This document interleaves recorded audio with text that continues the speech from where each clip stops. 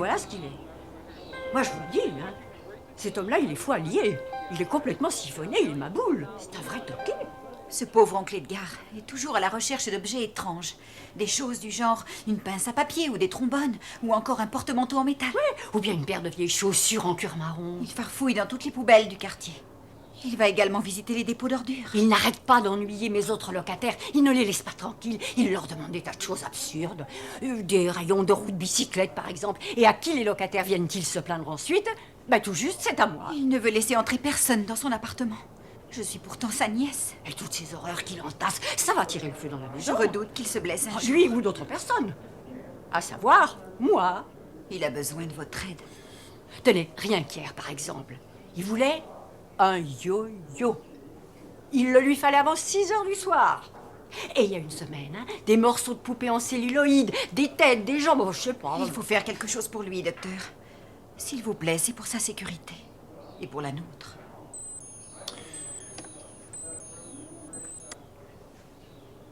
Bien sûr.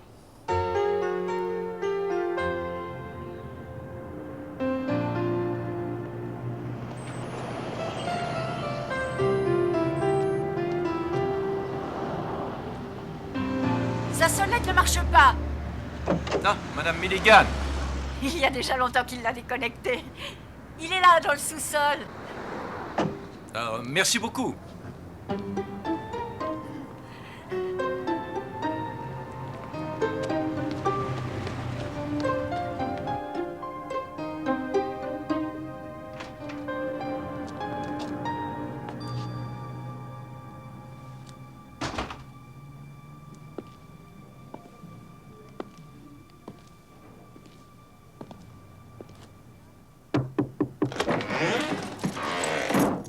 C'est très gentil à vous, monsieur Pilchick, mais j'ai déjà trouvé un découdre en cuivre.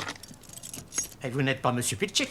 Je suis le docteur Jeremy Sinclair. Pouvons-nous discuter une minute? Une prochaine fois, peut-être. Il faut que je trouve une tête de poupée.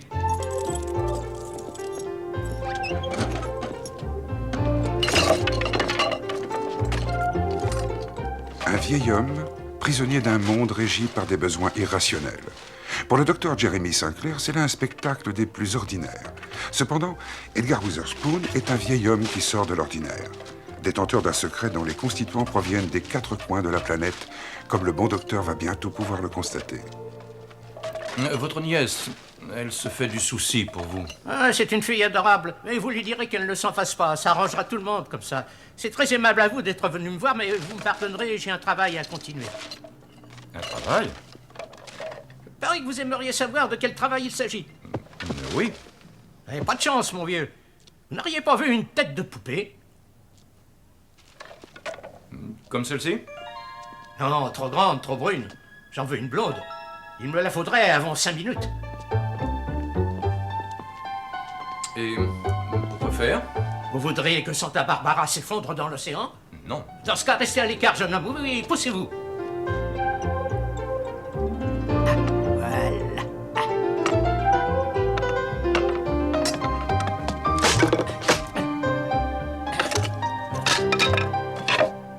Ce coup-ci, il était moins une. Pas une seconde à perdre. Monsieur Witherspoon? Je suis désolé. Je n'aurais pas dû me montrer si dur avec vous, vous qui avez fait tout ce chemin pour me voir. Puis-je entrer une minute? J'étais ravi de faire votre connaissance. Dites bonjour à ma nièce si vous la voyez. À présent, je vous quitte. Je dois stopper ces tremblements de terre vers Santa Barbara. Monsieur Witherspoon? Oh, sur le chemin du retour, auriez-vous la gentillesse de déposer ça en passant?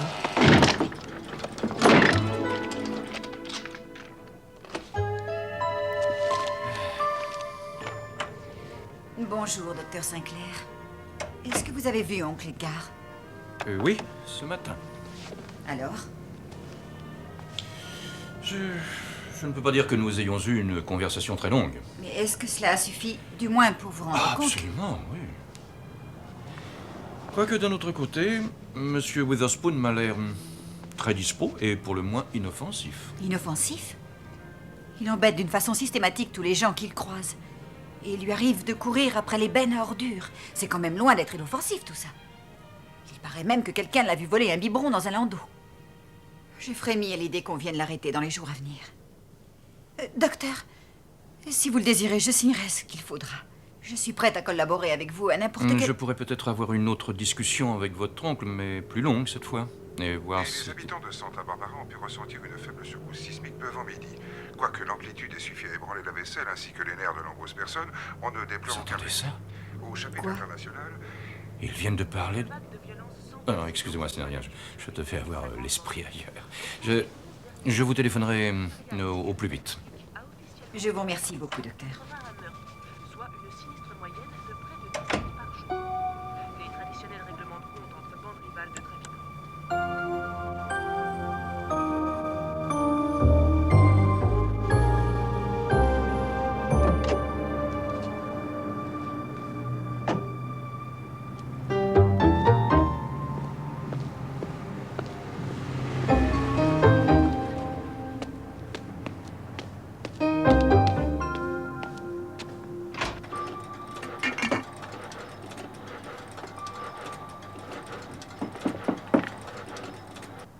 Monsieur Witherspoon, Je suis chez le camp, je ne suis pas là.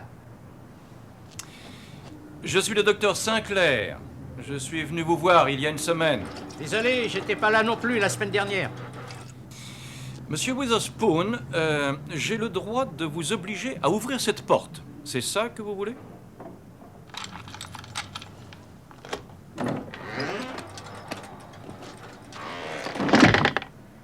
Ou alors, vous êtes curieux, hein? Vous voulez dire bizarre? Je veux dire fouineur. On me paye pour être fouineur. Enfin, je veux dire curieux. Ah oui. Dites donc, c'est étrange ça. La plupart des gens sont curieux pour rien. Vous avez une sacrée veine, vous. Est-ce que vous gagnez gros?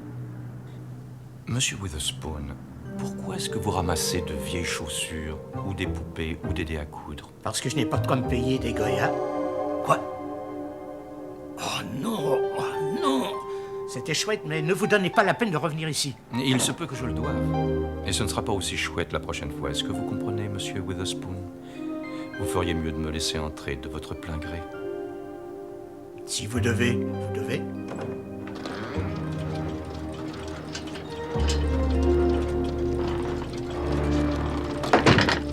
Faites extrêmement attention à l'endroit où vous posez vos pieds.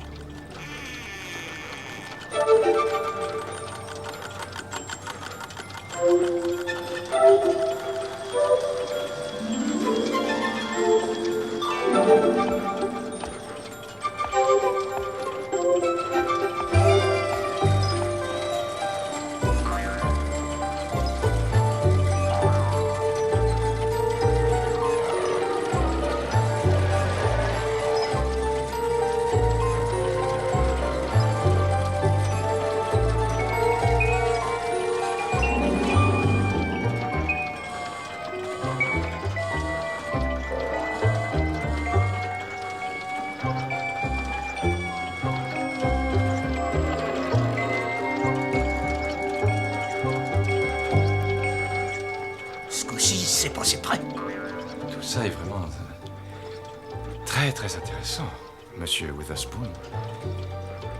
Mais de quoi s'agit-il? Ceci est la seule et unique chose qui empêche toute la planète de faire pouf.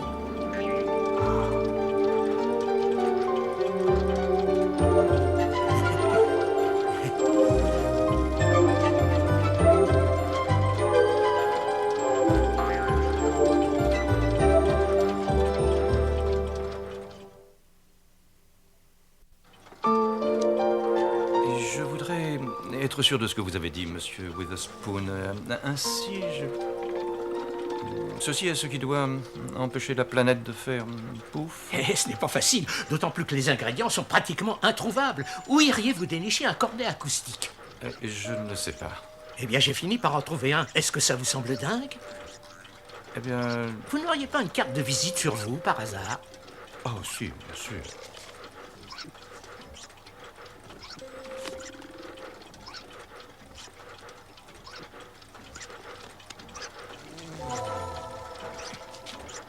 Ça a été facile.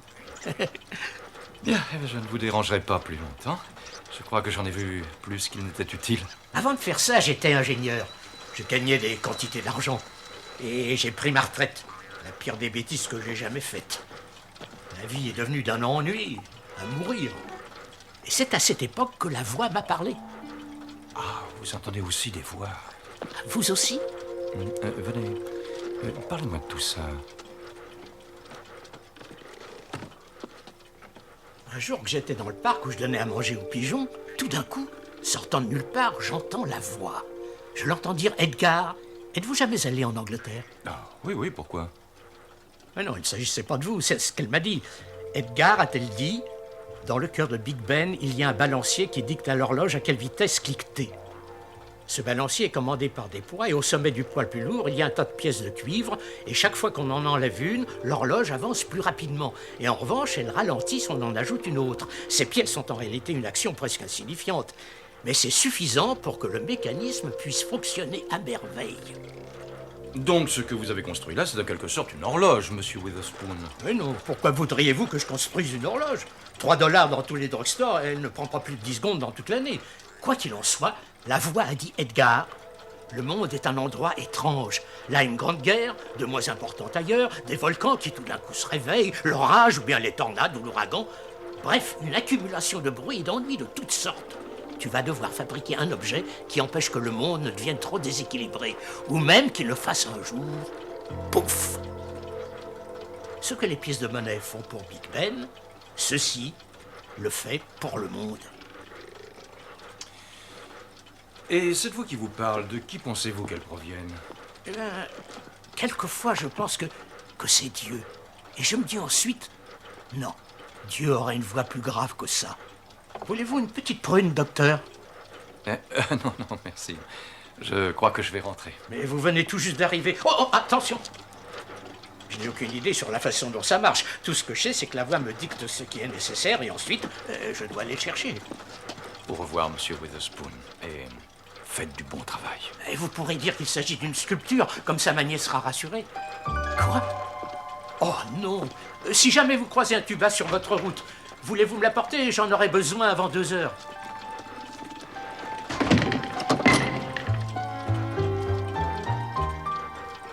Est-ce que j'ai vu un tuba déjà?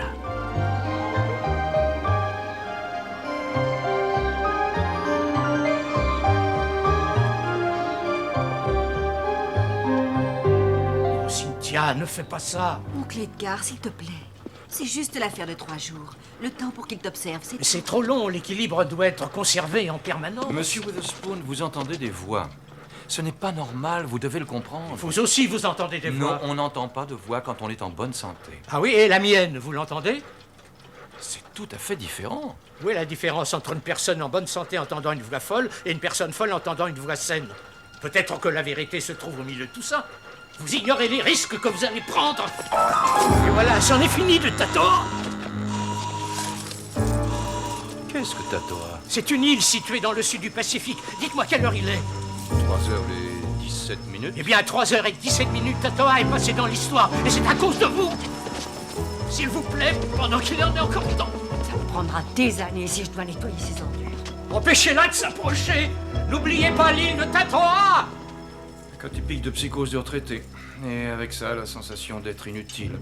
Il en aura conçu des illusions de grandeur. Il se croit indispensable à la survie de l'humanité. Ce pauvre oncle Edgar.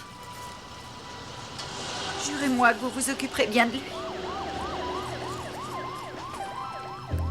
Au Moyen-Orient, les négociations se poursuivent alors que chez nous, le Congrès vient d'adopter la loi sur les transports. Enfin, dans l'océan Pacifique Sud, la minuscule île de Tatoa vient d'être ravagée par un raz-de-marée. Je vous donne rendez-vous dans 1 heure pour un complément d'information sur l'ensemble de l'actualité. Est-ce qu'il a dit Tatoa?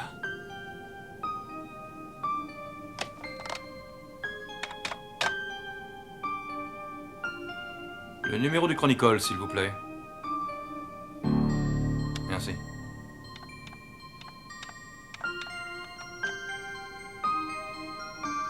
Oui, allô, je voudrais avoir un renseignement. J'ai entendu un communiqué il y a 1 minute concernant un raz-de-marée sur une île... Oui, c'est ça, oui. Est-ce que vous avez des détails? Oui. Venu d'on ne sait où. Et vous dites cet après-midi? Mais à quelle heure, précisément? Merci. Mademoiselle Walker!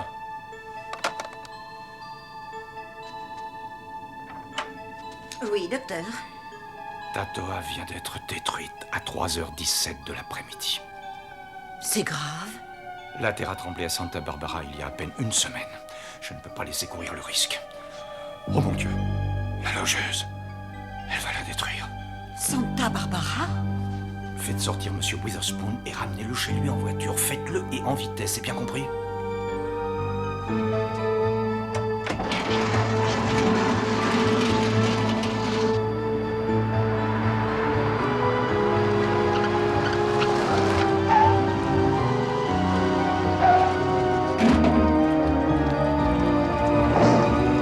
Ne touchez à rien! Qu'avez-vous touché? Est-ce que vous avez touché ou déplacé quoi que ce soit? Non, pas encore, pourquoi? C'est parce que ceci est la création d'une personne à l'esprit dérangé, et en l'analysant, en l'étudiant tel qu'il l'a laissé en place ici, j'aurai une meilleure appréciation des troubles dont souffre M. Witherspoon.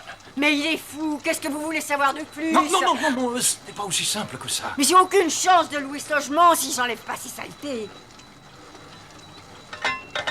Très bien. Je le louerai. Oui, je vous donnerai 2 fois le prix du loyer. Je repasserai un peu plus tard avec le chèque. Merci infiniment.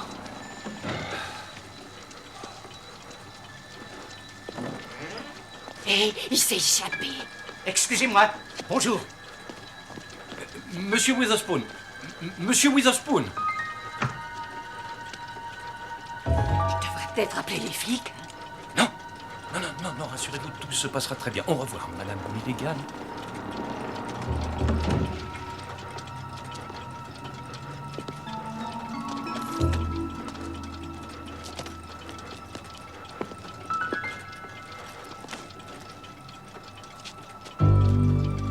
Pardon, vous auriez un mouchoir? Ah oui. En voilà.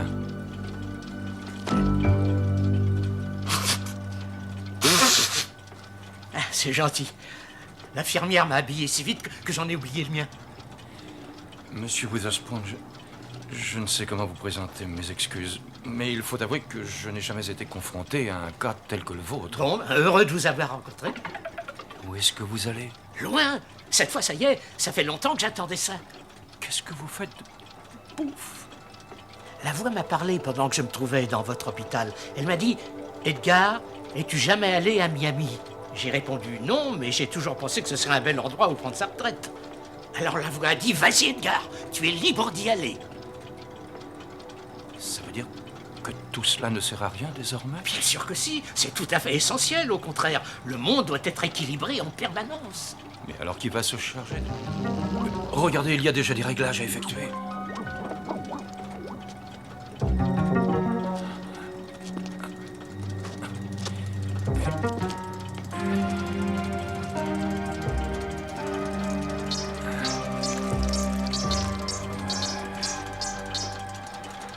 Ah, si je pouvais avoir une balle de ping-pong d'ici 1 heure.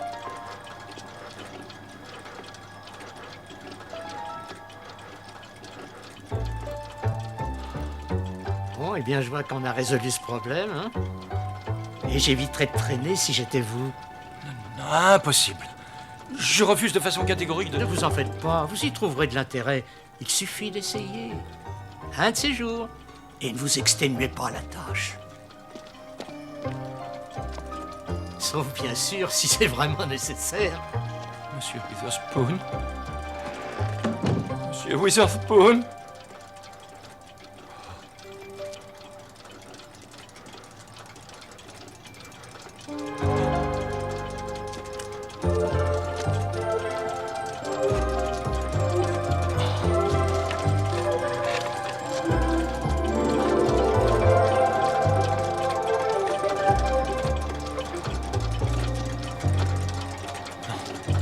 C'est impossible. Excusez-moi, mais il faut absolument que je trouve un tambourin. C'est très important.